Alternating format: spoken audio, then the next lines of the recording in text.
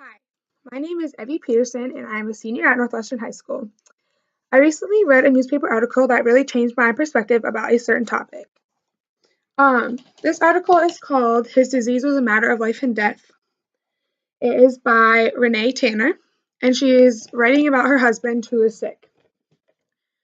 We found out my husband Tim had cancer several years ago, back when the kids were small. It didn't bother him all the time, but there were days he suffered, mostly in silence. We had jobs and kids and dreams to chase. Cancer was an uninvited distraction.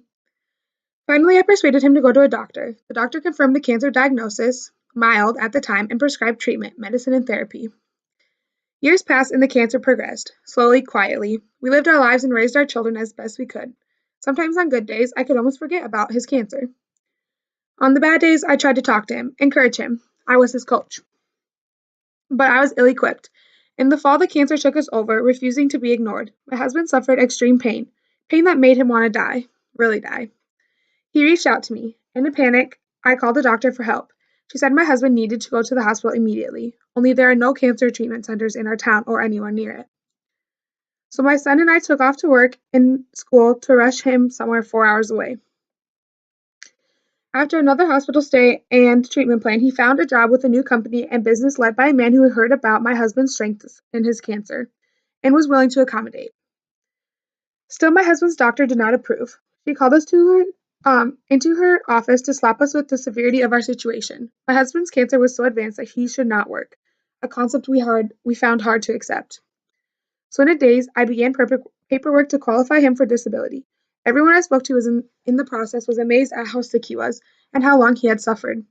One of his doctors said my husband's cancer was one of the most advanced he'd seen. I was numb. Is this really happening?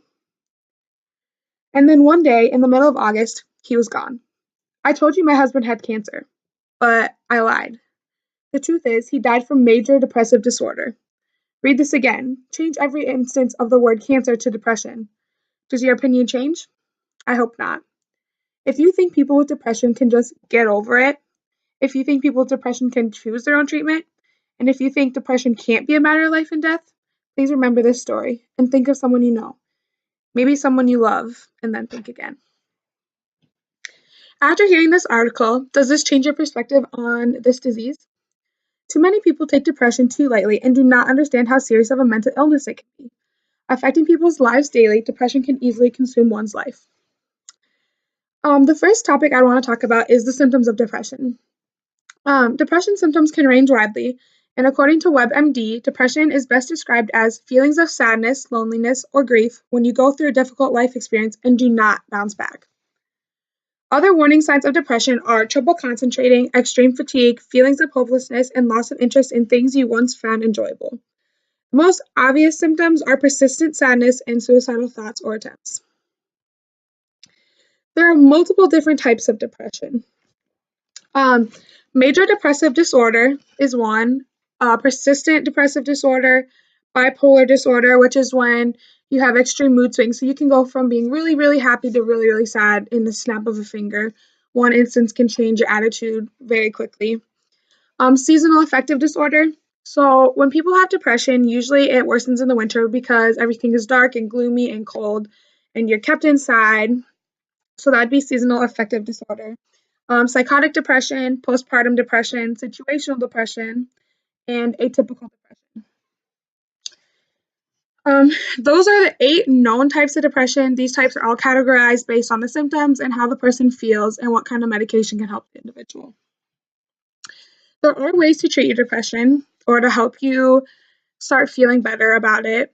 Getting in a routine really helps because people have a routine, they have something to look forward to, they're not stressing out about extra things that they don't need to be stressing about. Setting goals is very good because it can help you reach that goal that you're working towards and gives you something to work towards. Exercise, eating healthy, and getting enough sleep. Those are all obviously things that can keep normal people healthy, and this would just be a great thing for you to do if you had depression. In conclusion, I hope that everyone listening really takes in that depression is a serious disorder. A lot of the times people say, oh, it's just something that they're thinking. It's just something that they are not doing for themselves. They think that the world's out to get them, but it's actually a serious mental illness and should be taken just as seriously as the disease of cancer, as I read earlier in the article. Thank you.